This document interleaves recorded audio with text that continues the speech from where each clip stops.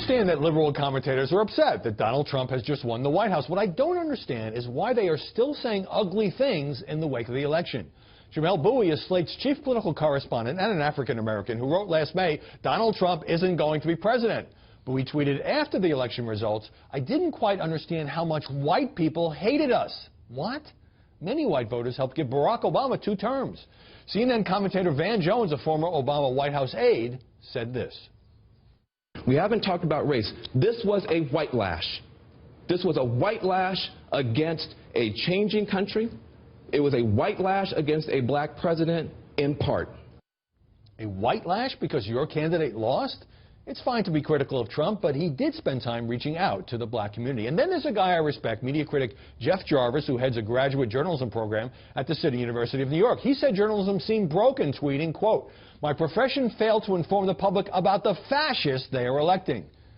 Did you miss how much negative stuff the press dumped on Trump? Jarvis also called the outcome, again quoting, the victory of the uneducated and uninformed.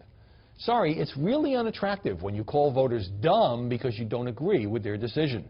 Neil Gabler, a prominent author, really went off. America died on November 8, 2016, not with a bang or a whimper, but at its own hand via electoral suicide. We will brace for the violence, the anger, the racism, the misogyny, the xenophobia, the nativism, the white sense of grievance that will undoubtedly be unleashed now. Pretty scary stuff. And what about director Aaron Sorkin? His heroes are usually preachy liberals like Martin Sheen on The West Wing, a program I really liked. In a letter to his daughter and wife posted by Vanity Fair, Sorkin wrote, this is truly horrible. It is the first time that a thoroughly incompetent pig with dangerous ideas, a serious psychiatric disorder, no knowledge of the world, and no curiosity to learn has won. And it wasn't just Donald Trump who won last night. It was his supporters, too. The Klan won last night. White nationalists, sexists, racists, and buffoons. The Klan won?